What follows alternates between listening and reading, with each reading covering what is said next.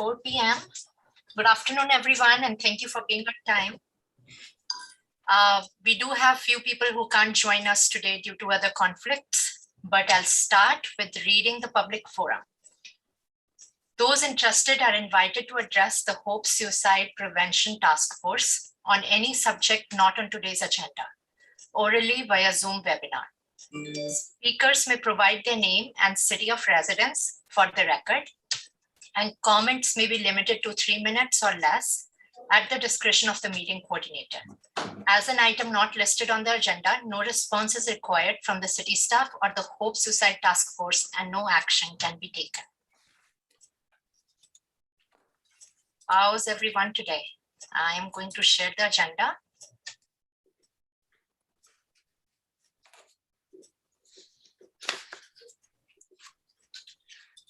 So I see we have Jay for our first item, but I can go first and we can wait for Jay to join. I have a short update on the town halls that we've been doing. We did, our latest one that we did was for seniors. We had a pretty good attendance, and Liliana Ramos, who's also our member, was able to facilitate it for us. It was very well received. She's going to do it again in December 1. And we also had Aki staff present about their wellness programs to our seniors. Hi, Charu. I just wanted to say hi, mention that I'm on. Oh, hi, Jay. Sorry, I can't see everyone for some reason, but I can see you. I do want to introduce a new member, Mr. Lan Nguyen from the county.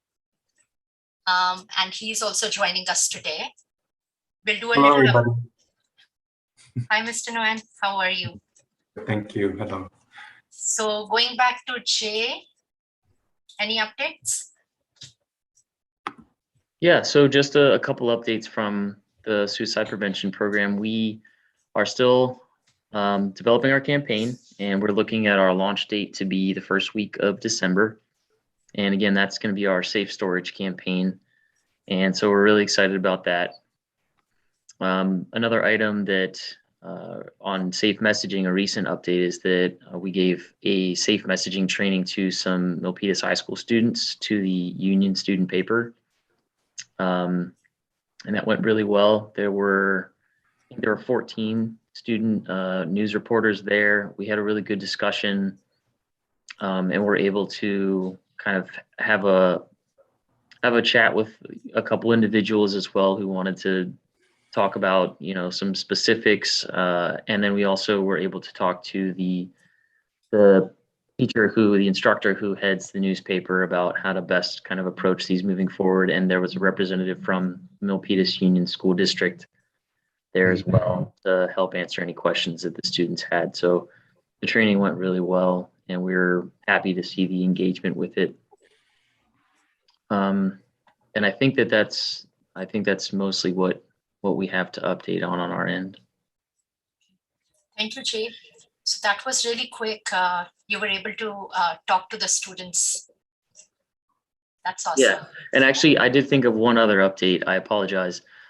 So John Macon, he and our communications or our outreach specialist, Evelyn, have been in some talks about trying to collaborate on some older adult work. So that might be something that's coming down the pike as well.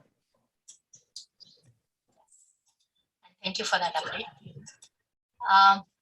Moving on, unfortunately, we had one more suicide in our city, right after our previous meeting last month.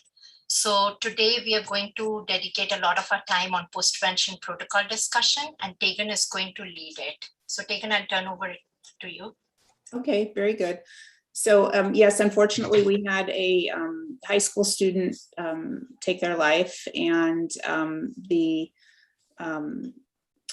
reason for our discussion today was prompted by the fact that an article appeared in the Milpitas Beat shortly after, and that article was prompted or taken from a press release that was issued by the Milpitas Police Department. And so there's been a lot of discussion going around about how best to approach the media in response to incidents like this, in response to queries about incidents like this, and just to help educate the media. So I know that Joy Alexio from the county spoke to the folks at the beat, and I have also talked to the reporter several times. They are interested in doing another story, have assured us that it's not a follow-up story about the event that happened, but rather a story about or a feature about the resources that are available in the community.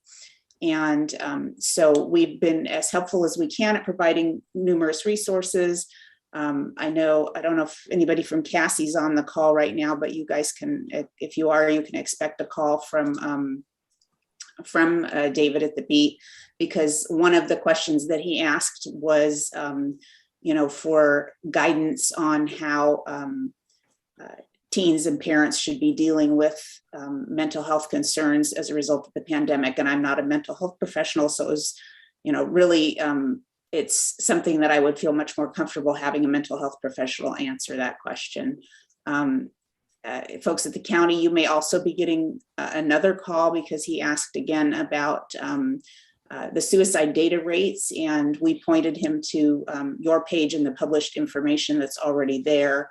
I don't know that your 2020 rates are up on the page, but 2019 is public information, so it's there and he can use that.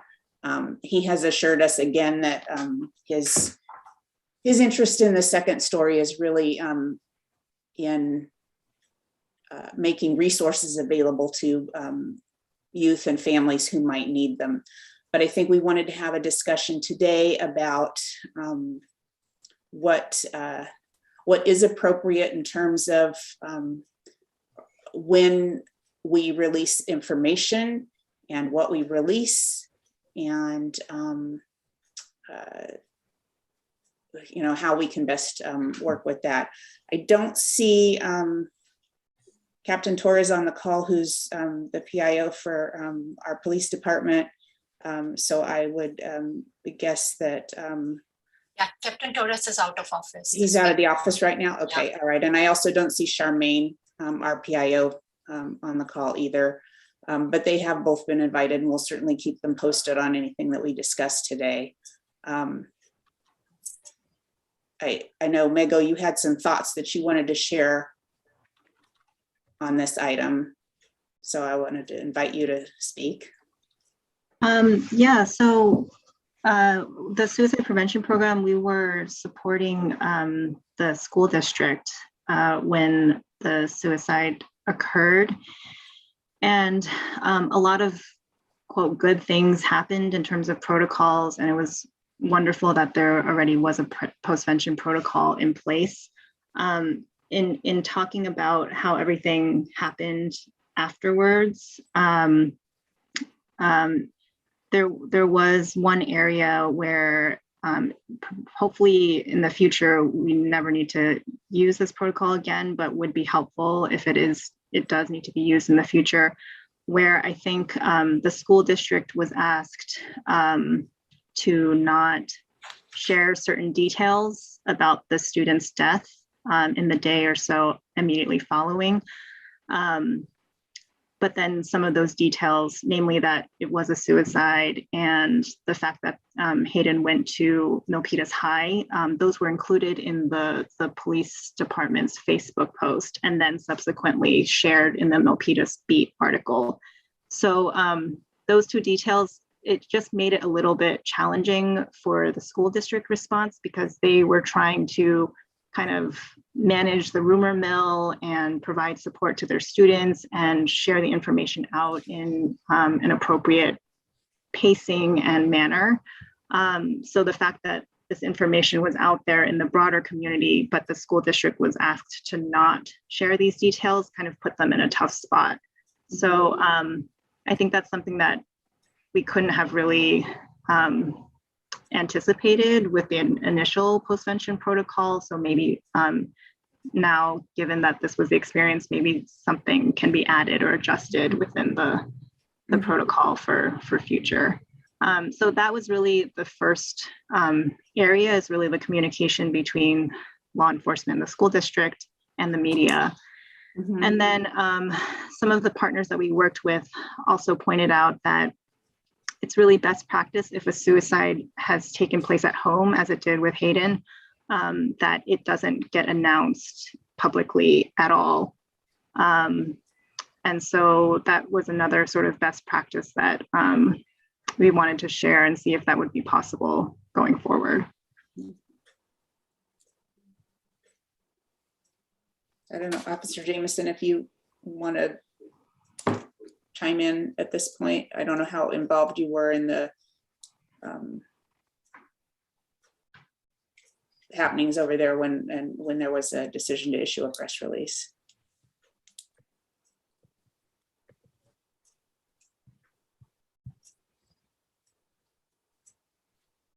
I think you're muted, Officer Jameson, or at least it's not. Sorry about that. There you go. Can you hear me now? All right, sorry about that. No, I can speak on behalf of Captain Torres because I am one of our department PIOs, so I work directly with him on press releases. So do you think it would be best practice, I guess, if we are to issue a press release for it to go directly to the school first before pushing it out to the media? That way, at least you're aware of what information we're going to be putting out there. Yeah, I think that would help. Yeah, just general alignment and checking in with the school administration first, if the death has happened with a student. And then considering also not issuing a press release. I don't know if it's standard practice to issue a press release for any death or something in Milpitas, but typically, unless the death has some kind of public thing that's occurred, like the highway got shut down or it was on the train tracks or something like that, that would kind of merit some kind of public announcement about it. But typically, if the death has happened at home, and especially if the families ask for privacy, of course, then probably there would be no announcement or sharing about it in the public. And then that would also help the school district out, because then they could kind of manage the communications more easily. Yeah, I think that can definitely be something that we could probably speak on a case-by-case basis, because I think a lot of times if there ends up being chatter at the school, then the question, if we don't push out a press release, is what our involvement was, or how come we didn't push out the press release, or what information is not being forthcoming. So I think in those cases, just case-by-case basis, and I'm sure we can do a better job in communicating and working that out with you. Yeah, I think like even with the school district, there was like a 24-hour period where they were asked not to share that it was a suicide, the death was by suicide.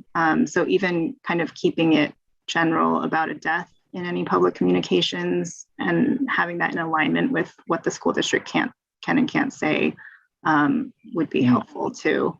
And then we were having a lot of conversations with them about, because the students were asking, right, because they had heard about this, that it was a suicide. So the staff were kind of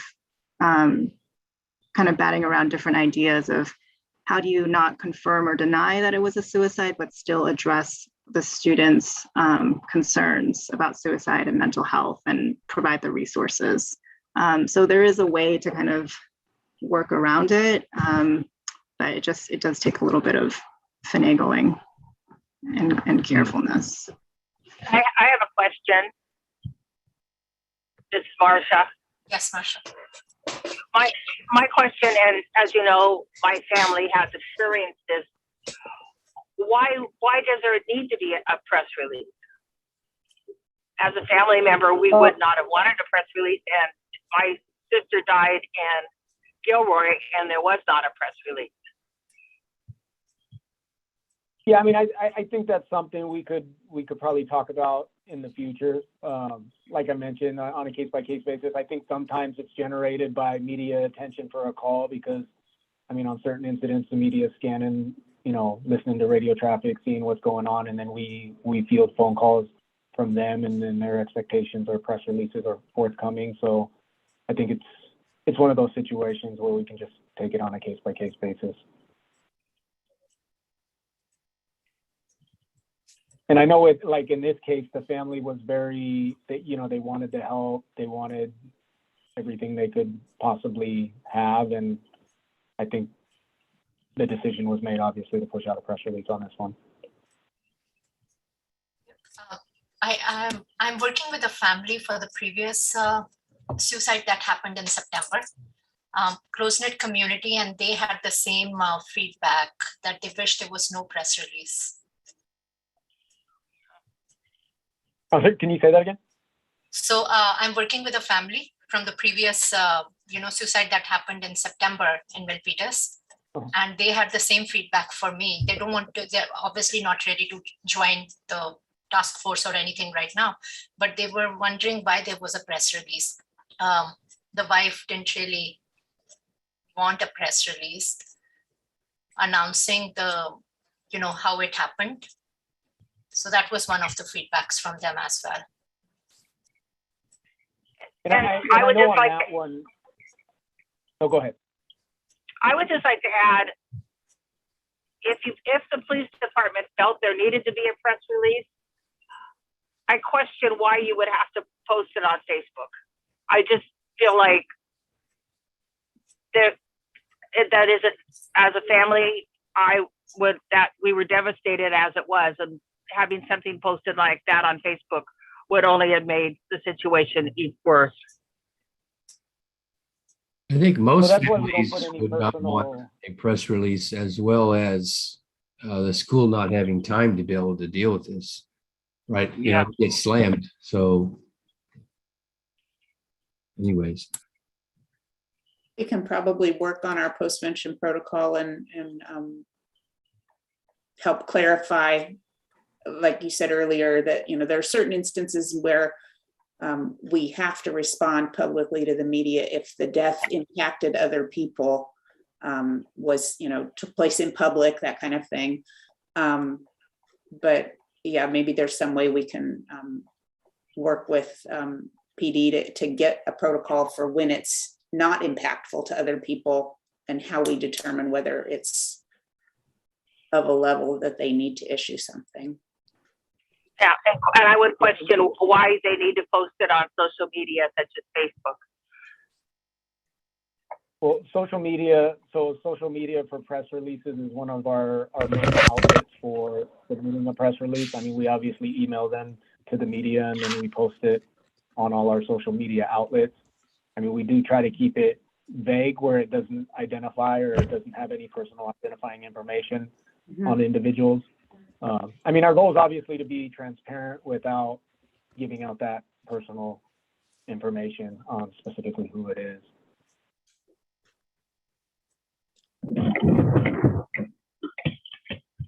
Yeah, and I will say our communications work group, we reviewed the Facebook post, and for the most part, a lot of the safe messaging guidelines were followed very well. I think there was one mistake in the resources. The suicide and crisis hotline number was wrong, but we corrected that with Milpitas Beat. And then it was specifically the details about the fact that the student was at Milpitas High School, and then the fact that it was a suicide. Those two small parts of the post were made it more challenging for the school district. So I think, like, in terms of postvention protocols going forward, if there's any way that maybe the HOPE task force can be written in as the consult, and then if it's a student in the school district, if they can be consulted as well as the family before these decisions are made to issue press release and the content of them, I think that would definitely help. We can certainly run stuff by everybody over here, the PIO and police chief, and see if we can make some changes to that protocol. And I'll definitely. What would happen? And what would happen if a family asked you not to release a press release? I mean, I can't speak on behalf of the captain, but I mean, that would be something we would obviously take into consideration if they made that specific request. I mean, out of respect to them. Okay. I mean, that's my thought Okay. process on it.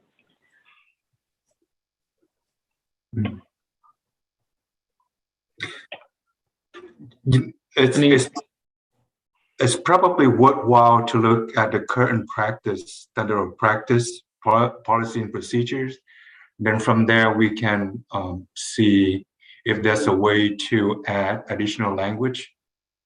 Whether should you contact the family first, asking for their not approval, if it's okay that you want to do the release and so on. If there is a written language can be added to a current protocol or procedures, if any. Now, I know that a while back, the city of Milpitas sort of adopted suicide prevention policies and so on. If there's a way to look at that and then see how that can be trickled down within various departments within the city. That is something that I think you can work at as a big picture, sort of like, and then trickle down to different department levels, and even, you know, how you can work with the school district as well.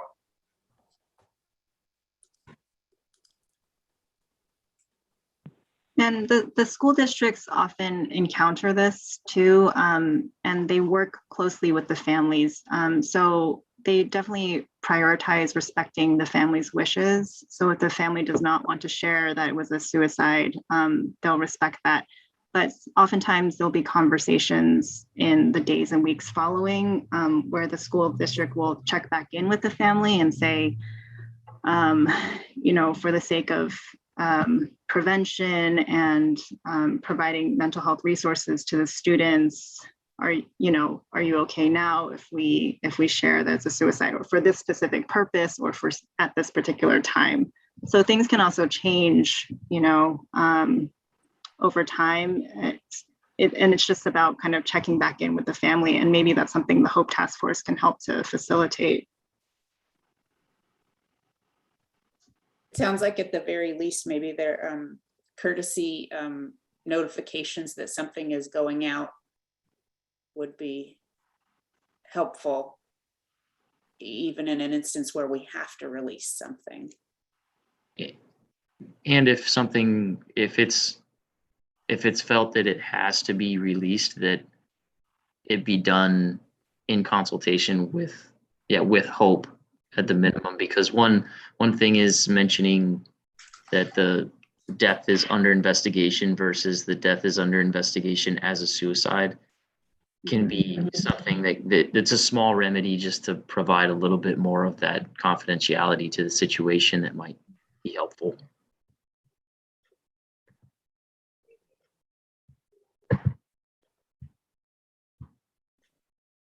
Lieutenant Jameson, do you think that we could talk further internally about, you know, maybe leaving out the word suicide? I think had that word been missing, maybe. So just like I'm looking at the last press release. So just rather than saying suicide, you're just saying like no foul play was involved, and then leave it at that. Yeah, no, I don't personally see an issue with that. I mean, we're always open to constructive criticism in our press releases. I know on the one back in September, we had the meeting and we went over that one as well. So whenever you guys have feedback, if you think there's something we can do to better that press release, we're definitely all ears. Yeah, and I think the school district would have also appreciated leaving out Milpitas High, just to give them a little more time. Like somebody mentioned, there was so much going on and they were just trying to control things from a communication standpoint within their own community. So having the fact that it was Milpitas High identified so early just really sent things into a tailspin for them too. So yeah, those two. Definitely. And go ahead. Those two aspects. At the press release itself. Just looking at the press release itself, now that you mentioned that, I do agree with you that could easily be remedied by leaving that sentence out. I mean, just, you know, the age would have been sufficient. So no, we're definitely open to suggestions. So we appreciate the feedback.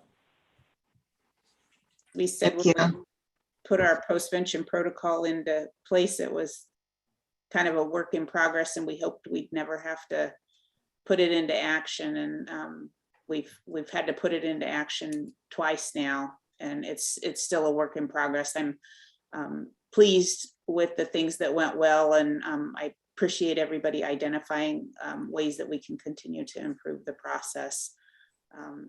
And once again, I hope we don't have to put those into place, but good to know what we could do better next time, if there is a next time. I would echo that, Tegan, that it's great that it was in place, and it is a work in progress. And so for the next step, is this something that maybe we can have some additional language to review as a work group or something for an upcoming meeting, or something that we could do outside of meetings? And yeah, I think staff can work internally on some possible changes and bring that back to the Hope group at our next meeting. okay.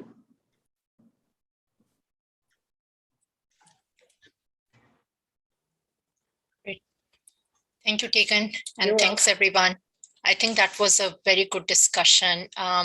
We can put, Tegan and I can work and bring something back next time.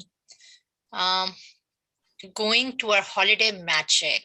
So we have 2 weeks of celebration, 15 days in December from 4th to 19th. And we are asking our members, if you have time during those 2 weeks, to volunteer at our Hope table. Tegan, do you want to let them know about the dates, or should I just have people email me? I think folks can just email with their availability. I know that several members of this group expressed that they were available. And what we're hoping to do is combine the Hope table with the city table, so that we always have a presence. We can always have the materials included out there, whether there's a Hope task force member or not. But it's more impactful if we have somebody from Hope there. And so we would love to have participation. Event is open on Fridays from 4 to 10, Saturdays from 1 to 10, Sundays from noon to 9, and then Monday through Thursday 4 to 10 during that time frame. So if you'd like to drop by at any of those times, let us know you're coming, and we'll save you a spot. So I think previously Marcia Grilly and Pastor Mize and Liliana Ramos had all said that they might do an hour or two out at the booth. So we would appreciate it if you will. Yeah, I will. Let us know what your schedule is, and so we can plan on that. Thank you. So the 2 nights that we were thinking was the 13th, which is a Monday. It's our senior night. And the another one is for the teens on 17th, which is a Friday. So feel free to email me and maybe a weekend, if you're available on a weekend, and that's better for some of us, then 11th and 12th of December. We can, yeah. Jay has his hand up, I think, or maybe it's a previous. It's up, but it can wait. Just it's an update beyond this. I apologize. Okay. Oh, okay. So, okay, I think we can talk offline about this to Pastor Mize, Marcia, and Liliana. Jay, go ahead with your update. Yeah, so there is right around this time. So I'm not sure if you all are have been made aware of it, but there's potentially going to be a gun buyback that weekend. So it's December 11th, and it would be Milpitas PD heading it.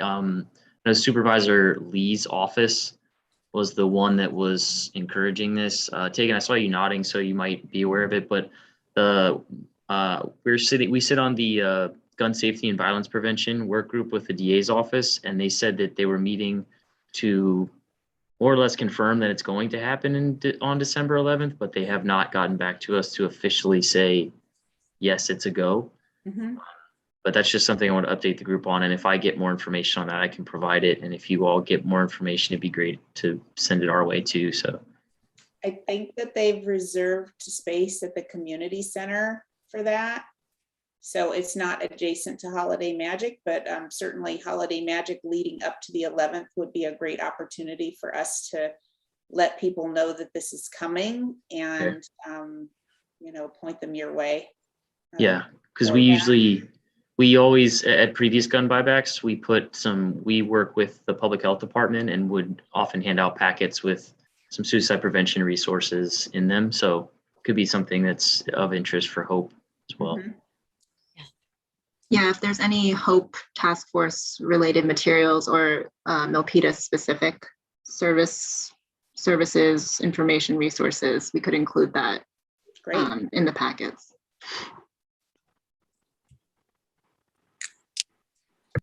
Okay, thank you. Moving on to our work group updates. Do we have any update from diversity work group?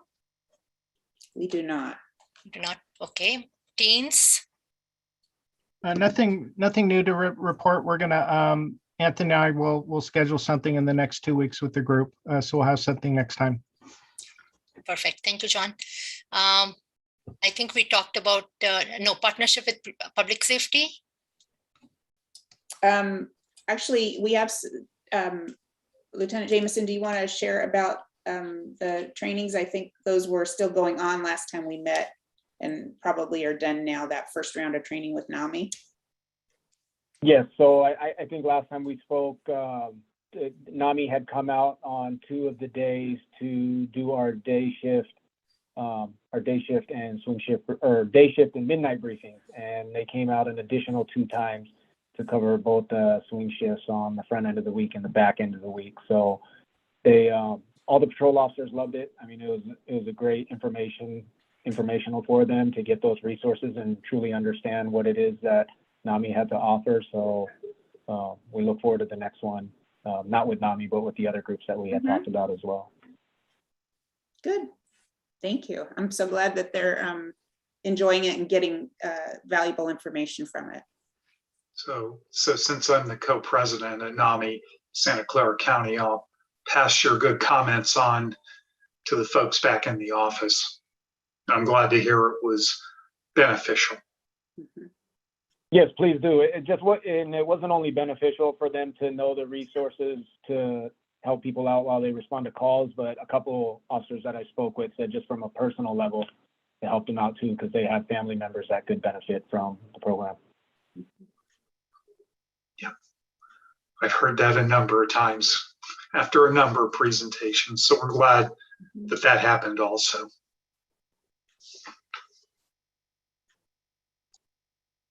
Thank you. And moving on to AAPI empowerment. So we have Lan here, who's going to be helping us with our AAPI group.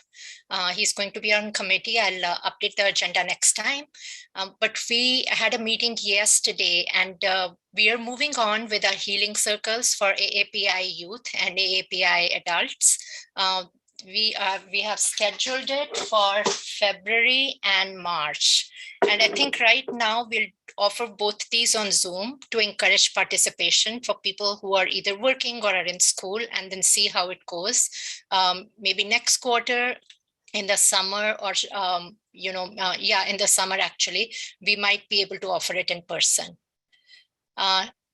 And Jay is here, Lily from our group. I think Bryant and Liliana couldn't make it today due to other conflicts, but Liliana has also offered to help facilitate that group. I'm speaking with RK to hear back if they will be helping us as well. So looking forward to 2 great groups in the spring. Lan, did you want to add anything? I'm just looking forward to having the group to support the community. Yeah, and we actually, when we met yesterday, we thought we would do another one for Vietnamese community, but for now, we'll just have one for AAPI in general, and then see what languages are mostly needed and take it from there. Thank you. That's all from me. Our next meeting will be December 14th, Tuesday. But if anyone has any other updates, questions?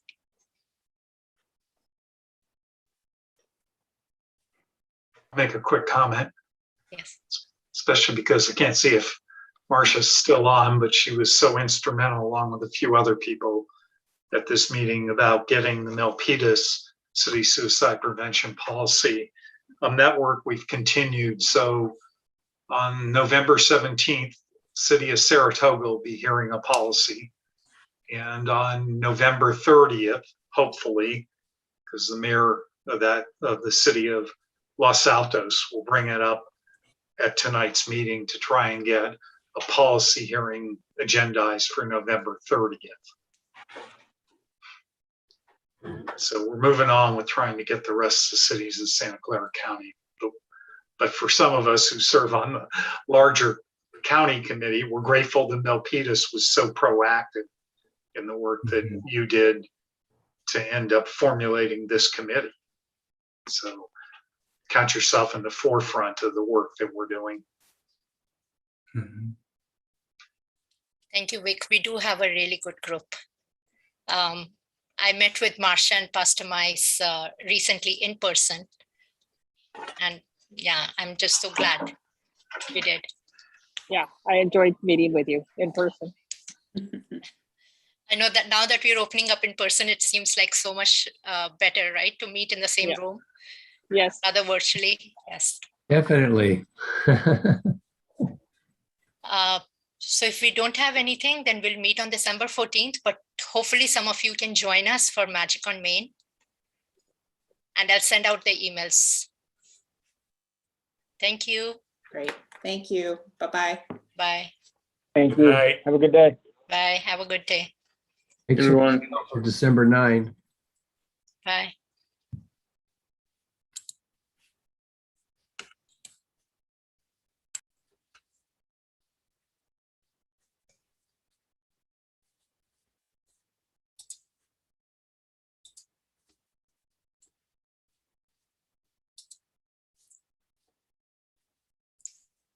Thank you. You're welcome. Have a good evening. You too. Bye.